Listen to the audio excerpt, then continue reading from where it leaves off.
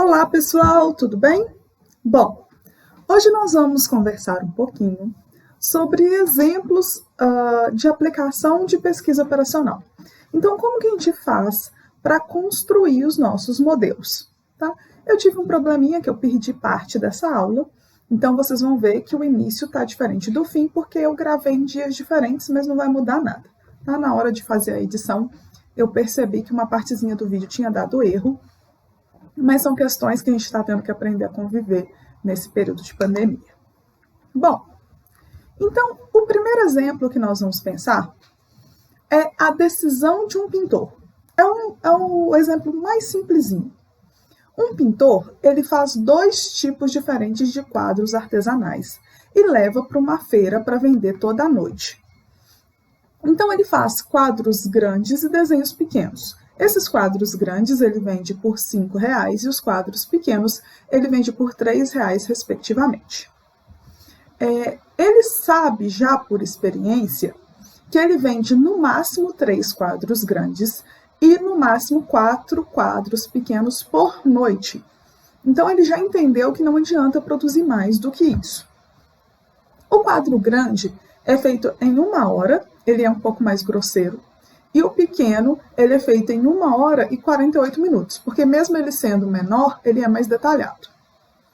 Então, a gente sabe também que antes de ir para a feira, esse desenhista, ele passa 8 horas por dia produzindo seus quadros. Qual é a decisão, então, qual é o problema do pintor? Ele deseja saber quantos quadros de cada tipo ele deve pintar para maximizar a sua receita. Então, o primeiro ponto que a gente precisa determinar no nosso modelo matemático são as variáveis de decisão. Nesse caso, a gente quer saber quantos quadros de cada tipo J o pintor deve produzir. Então, quando J for igual a 1, a gente vai ter a quantidade de quadros grandes. E quando J for igual a 2, a gente vai saber a quantidade de quadros pequenos.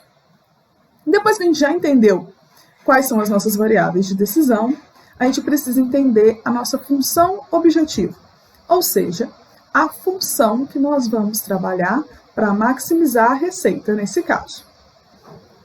E para a gente definir, então a gente precisa encontrar a função receita. Nesse exemplo, a nossa função receita é bem simplesinha. Cada quadro grande ele não vende por R$ 5,00 e cada quadro pequeno ele não vende por R$ 3,00. Então, a minha função receita é 5 vezes a quantidade de quadro grande mais 3 vezes a quantidade de quadro pequeno. Depois, a gente precisa entender quais são as restrições do nosso problema. Nesse caso, vocês lembram que, por experiência, ele já sabe que ele vende no máximo 3 quadros grandes. Então, a nossa primeira restrição é a quantidade de quadros grandes precisa ser menor ou igual a 3.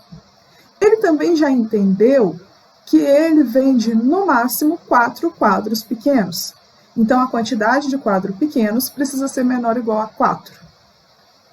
E a gente sabe que ele tem 8 horas de trabalho desenhando e pintando por dia. E aí vocês precisam lembrar que ele gasta 1 hora para fazer cada quadro grande e 1 hora e 48 minutos para fazer quadros pequenos. Só que esse 1 hora e 48 minutos precisa ser passado para centesimal. Então ele gasta 1,8 horas para fazer os quadros pequenos. Então, x1 mais 1,8 x2 precisa ser menor ou igual a 8, que é o que eu tenho disponível. E a gente também está tratando de produção, então a gente tem as restrições de não negatividade. Então, x1 e x2 precisam ser maior ou igual a 0. Para finalizar, então, a gente escreve o nosso modelo matemático dessa forma. Então, nós vamos maximizar 5x1 mais 3x2, sujeito a uma restrição de vendas dos quadros grandes, uma restrição de venda dos quadros pequenos, uma restrição de tempo de trabalho do pintor e uma restrição de não negatividade. Diante dessa informação, a gente pode partir para a nossa função objetivo. Nesse exemplo, a nossa função objetivo é uma função lucro. E a gente precisa lembrar que o lucro é a receita menos o custo. No caso do soldado, a gente tinha uma receita de R$ 26,00 por soldadinho vendido, menos R$ 10,00 de custo, menos R$ 14,00 de custo. Então, nesse caso, a margem de contribuição do soldado é 2. Já no trem, a gente recebe R$ 22,00 por cada unidade vendida, mas a gente tem um custo de 9 e um custo de R$ 10,00. Então, a margem de contribuição do trem é 22 menos 9 menos 10, que é 3. Assim, a nossa função lucro vai ficar igual a 2x1 mais 3x2.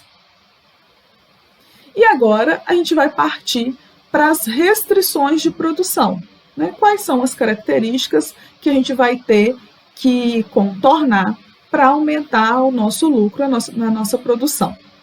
Primeiro, a gente sabe que para acabamento a gente tem no máximo 100 horas disponíveis e que para cada soldado a gente gasta 2 horas e para cada trem a gente gasta 1 hora. Então, a nossa restrição de acabamento é 2x1 mais x2 tem que ser menor ou igual a 100 horas disponíveis. Na carpintaria, a gente tem 80 horas de produção disponíveis. E a gente sabe que cada soldado gasta 1 hora e cada trem também gasta 1 hora. Então, a nossa função restrição da carpintaria é x1 mais x2 é menor ou igual a 80. A gente também lembra que a demanda de trem ela é limitada, mas a demanda de soldado é no máximo 40 unidades. Então, a gente sabe que x1 precisa ser menor ou igual a 40. E a nossa produção também tem que ser negativa, né? A gente não vai produzir menos um trem. Então, a gente tem que x1 e x2 precisam ser maior ou igual a 0. E aqui agora está o nosso modelo matemático de otimização da produção, no caso politório. Então, a gente quer maximizar a nossa função z, que é a nossa função lucro, que é igual a 2x1 mais 3x2, sujeitos à restrição de acabamento, 2x1 mais x2 menor ou igual a 100, restrição de carpintaria, x1 mais x2 menor ou igual a 80, e restrição de demanda, x1 menor ou igual a 40. E restrição de não negatividade, x1 e x2 precisam ser maior ou igual a 0. Próximo exemplo. Agora a gente vai conversar de uma coisa bem diferente. Como equilibrar uma dieta. Tá? Então, nessa dieta, a gente vai ter 4 elementos disponíveis para a merenda de um grupo de crianças. Biscoito, sorvete, refrigerante e torta de queijo. E aí, a composição e o custo desses ingredientes está nessa tabelinha embaixo. A gente já sabe que esse exercício não foi feito por um brasileiro, né? Senão seria cuscuz, pão de queijo, e esses lanches aí não são muito a nossa cara, não. Bom, só que além disso, a gente sabe que a criança ela precisa ingerir pelo menos 500 calorias, 6 gramas de chocolate, 10 gramas de açúcar e 8 gramas de gordura. E o nosso problema aqui é um pouquinho diferente dos 2 que a gente fez anteriormente. Nos 2 anteriores, a gente queria maximizar a receita e maximizar o lucro. Nesse exemplo aqui, o que a gente quer é reduzir, minimizar o nosso custo. Então, a primeira coisa que a gente precisa pensar é qual variável, quais variáveis a gente precisa encontrar.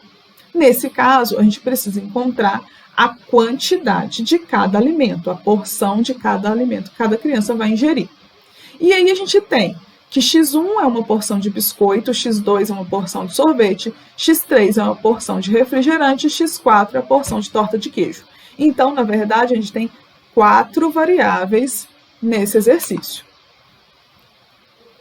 E qual é a nossa função objetiva? O que a gente quer? A gente quer minimizar o custo do biscoito vezes a quantidade de biscoito, o custo do sorvete vezes a quantidade do sorvete, o custo do refrigerante vezes a quantidade do refrigerante e o custo da torta de queijo vezes a quantidade de torta de queijo. E aí a gente quer ter o nosso custo mínimo, só que esse custo mínimo ele tem que estar dentro das nossas restrições. Então, quais são as nossas restrições? Ingestão mínima de 500 calorias.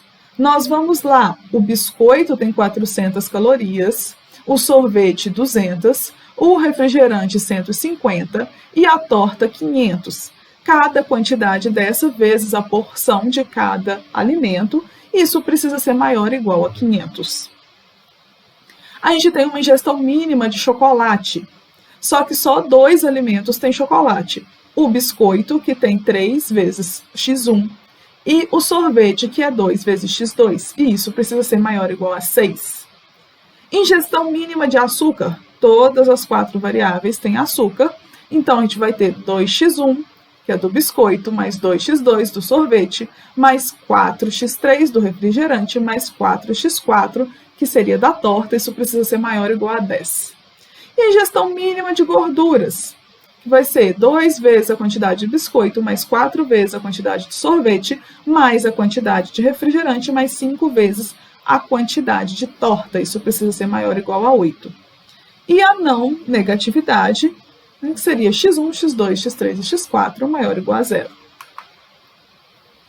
E assim fica, então, o nosso modelo matemático da escolha da dieta. Minimizar 0,5x1, mais 0,2x2, mais 0,3x3, mais 0,8x4, sujeito a restrição de calorias, restrição de chocolate, restrições de açúcar, restrição de gordura e restrição de não negatividade. Tentando ainda abordar com vocês diferentes problemas, agora a gente vai conversar sobre um de composição de ligas metálicas. Uma metalúrgica quer maximizar a sua receita bruta. E aí, a tabela que vai estar no próximo slide vai mostrar para vocês a proporção de cada material na mistura para a obtenção das possíveis ligas fabricadas nessa metalúrgica. E também o preço em real de cada tonelada de liga fabricada. E aí depois também a gente vai ver as restrições de disponibilidade de matéria-prima que vão estar expressas em toneladas. Então, nessa tabelinha aqui embaixo, a gente já vê os percentuais da liga, a disponibilidade de matéria-prima e o preço de venda das nossas duas ligas.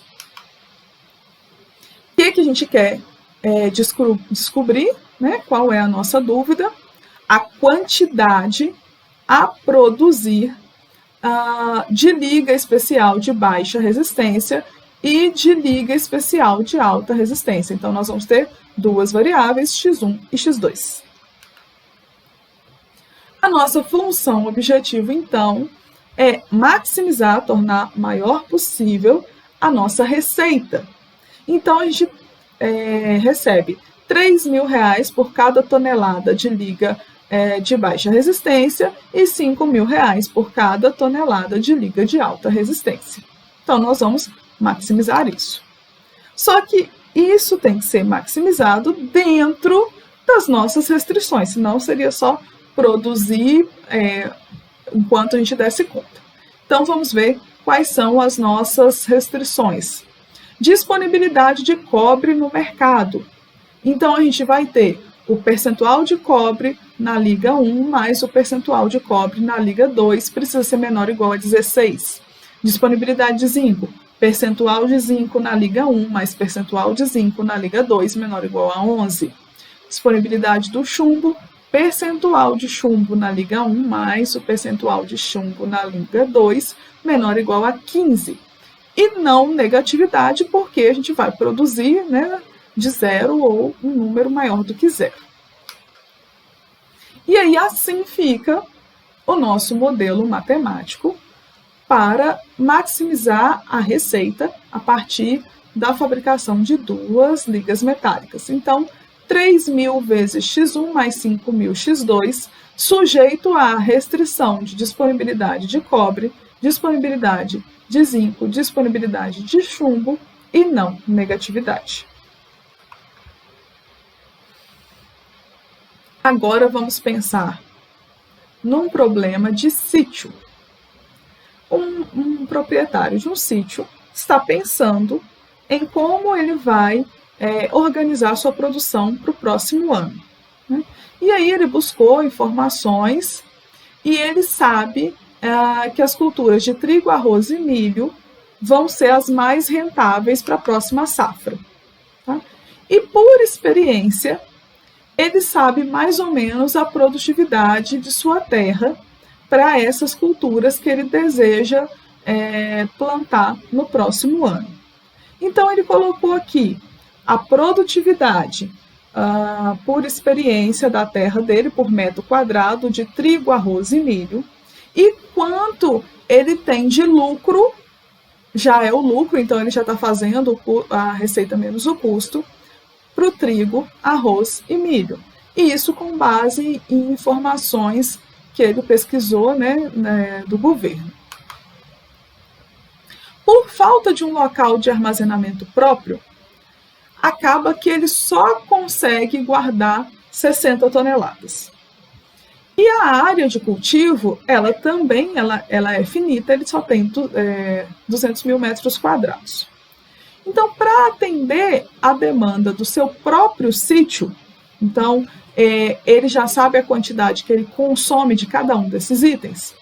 Então, ele precisa plantar 400 metros quadrados de trigo, 800 metros quadrados de arroz e 10 mil metros quadrados de milho. Vamos, então, formular esse modelo matemático. Primeira coisa, a gente precisa descobrir o quê? A quantidade de cada item que nós vamos plantar. Essa quantidade vai ser área em metro quadrado.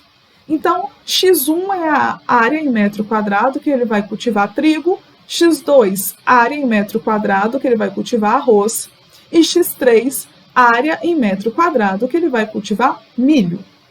Definida as variáveis de decisão, nós vamos formular, então, a função objetivo. Nesse caso, então, ele quer o lucro, que vai ser a produtividade prevista vezes o lucro previsto. Então, a gente vai maximizar 2,16x1 mais 1,26x2 mais 0,812x3. Então, para a gente encontrar a função lucro total, a gente vai pegar a previsão de lucro de cada tipo de cultivar vezes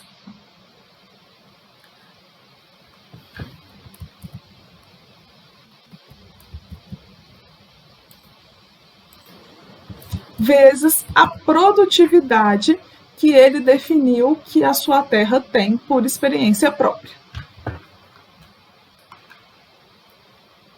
Mas, para a gente definir, então, qual é a quantidade que a gente vai produzir de cada um, a gente precisa moldar o nosso problema com as restrições.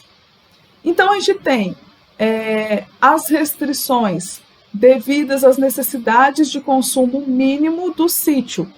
Então, a gente sabe que a quantidade de trigo, x1, tem que ser maior ou igual a 400. A quantidade de arroz, x2, precisa ser maior ou igual a 800. E a quantidade de milho, x3, precisa ser maior ou igual a 10 mil. A gente também tem a restrição de área disponível para o plantio. Então, a quantidade de trigo mais a quantidade de arroz mais a quantidade de milho tem que ser menor ou igual a 200 mil metros quadrados, que é a área de cultivo do sítio. E a gente tem também a restrição de local para armazenamento.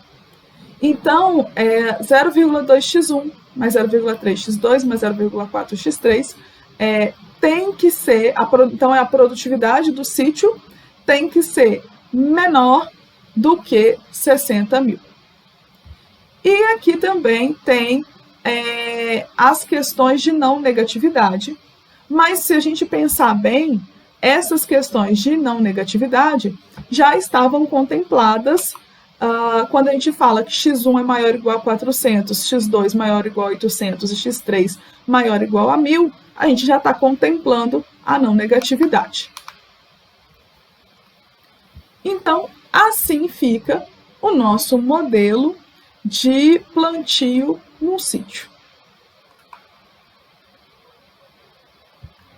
Outro tipo de problema que a gente consegue resolver são de escalas.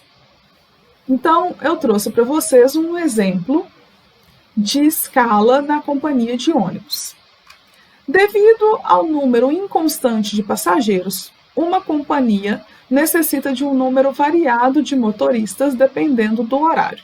Então, a gente sabe que em horário de pico tem ônibus de reforço, por exemplo. E aí eles montaram esse gráfico aqui abaixo, que fala a quantidade de motorista necessário pelo turno, pelo horário, tá? Então, aqui embaixo está o horário que o turno do motorista começou. Então, considerando que cada motorista trabalhe 8 horas seguidas e que esses turnos são iniciados 0 hora, 4 horas, 8 horas, 12 horas, 16 e 20 horas. Então, deixa eu voltar aqui para vocês verem, ó. 4 horas, 8 horas, 12, 16, 20 e 24 seria o mesmo que 0 hora.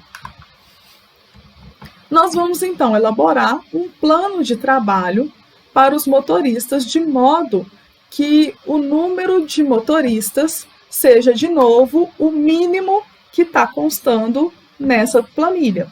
Então, olha só, nesse gráfico, no turno de 4 horas, a gente precisa de, no mínimo, 15 motoristas. No turno de 16 horas, a gente precisa de, no mínimo, 35 motoristas. Então, a gente vai elaborar uma escala de trabalho, iniciando 0, 4, 8, 12, 16 e 20 horas, respeitando aquela quantidade mínima que foi mostrada no gráfico. Então, o que a gente precisa descobrir é a quantidade de motoristas que nós vamos alocar em cada horário. Então, nós temos como X1 números de motoristas que vão pegar serviço 0 hora. X2, números de motoristas que vão pegar serviço 4 horas. X3, número de motoristas que vão pegar serviço às 8 horas. X4, número de motoristas que vão pegar serviço às 12 horas. X5, número de motoristas que vão pegar serviço às 16 horas. E X6, número de motoristas que vão pegar serviço às 20 horas. Então, nesse caso, a gente tem 6 variáveis de decisão. E o que a gente quer no final é minimizar a quantidade de motoristas. Então, a nossa função objetiva é minimizar Z igual a X1 mais X2 mais X3 mais X4 mais X5. Quantidade de motoristas que trabalha 0 hora, 4 horas e assim por diante. A gente precisa, então, criar uma escala que vai minimizar a quantidade de motoristas. E aí, a gente vai ter que fazer isso dentro das nossas restrições. E as nossas restrições vão vir do nosso gráfico. E aí, o que a gente precisa? Que o número de motoristas necessários entre 0 e 4 horas. Só que cada motorista trabalha 8 horas seguidas. E os nossos turnos iniciam de 4 em 4 horas. Então, para a gente ter 15 motoristas entre 0 e 4 horas, eu preciso contar os motoristas que pegaram serviço às 20 horas e os motoristas que pegaram serviço às 0 hora. Então, os motoristas que pegaram serviço às 20 horas é o X6 e os motoristas que pegaram serviço às 0 horas são X1. Então, X1 mais X6 precisa ser maior ou igual a 15. Deixa eu só confirmar aqui. Olha lá, ó. X1 são os motoristas que pegaram serviço 0 hora e X6 são os motoristas que pegaram serviço 20 horas. Então, falei certinho para vocês. Por quê? O motorista que pegou serviço às 20 horas, ele vai trabalhar 20, 21, 22, 23, 24, 1, 2, 3, 4. Então, ele vai largar serviço às 4 horas da manhã. Então, entre 0 e 4 horas da manhã, ele vai estar trabalhando. Assim como os motoristas que pegaram serviço 0 hora.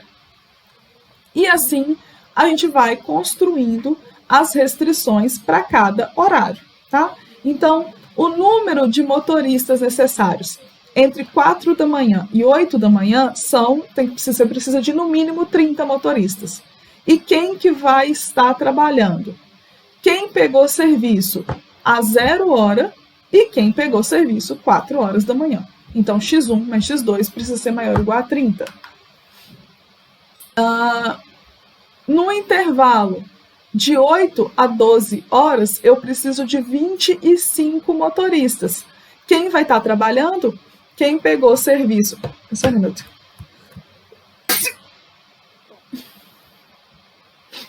Não sei se com você está assim, mas nessa pandemia, a gente fica até com medo de espirrar, mesmo sendo aula online.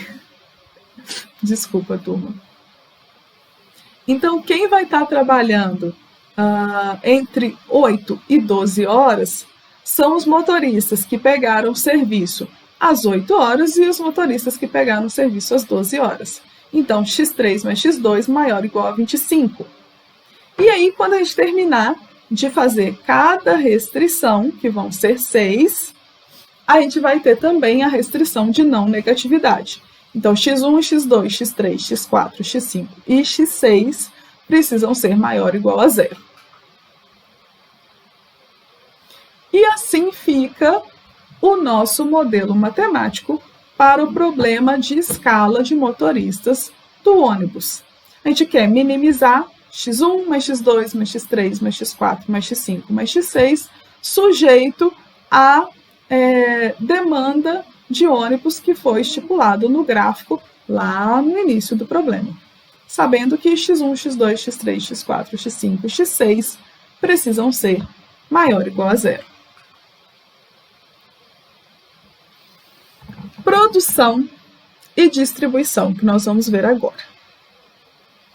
Considere uma companhia de bebidas que tem 2 centros de distribuição, um em Araraquara e outro em São José dos Campos. E esses 2 centros de distribuição, eles abastecem 3 mercados consumidores: São Paulo, Belo Horizonte e Rio de Janeiro. O custo unitário de transportar uma unidade do produto de cada centro de produção a cada mercado consumidor e a quantidade máxima disponível do produto em cada centro está mostrado nessa tabelinha aqui do lado. Então, preste atenção que esse problema nós vamos trabalhar com uma matriz para a gente identificar as nossas variáveis, tá? Então, a gente vai ter saídas de Araraquara e São José dos Campos e chegadas em São Paulo, Belo Horizonte e Rio de Janeiro. E as nossas restrições também vão ser baseadas nessa tabela aqui. Então, a gente tem disponível 8.000 unidades em Araraquara, 800 unidades em Araraquara e 1.000 unidades em São José dos Campos. E a gente precisa de 500 unidades em São Paulo, 400 unidades em Belo Horizonte e 900 unidades em Rio de Janeiro. Vamos ver, então, como que vai ficar esse problema. O que a gente precisa decidir? Quanto vai sair de cada distribuidora para cada centro de consumo? Então, a gente vai ter I e J, índices de matriz, nos quais I vão ser as distribuidoras e J vão ser os locais de consumo, a demanda. Então, a nossa função objetivo vai ser minimizar o custo total de 4x11. Quem é x11? Vou mostrar para vocês. Vou voltar aqui. Ó, o 4 é ali, ó, na nossa tabela, Araraquara e São Paulo. Araraquara é I1, São Paulo é J1. Então, na nossa tabela ali, 4. Vendo? Então, aqui, ó, Araraquara I1, São Paulo J1. Voltar mais um aqui para vocês.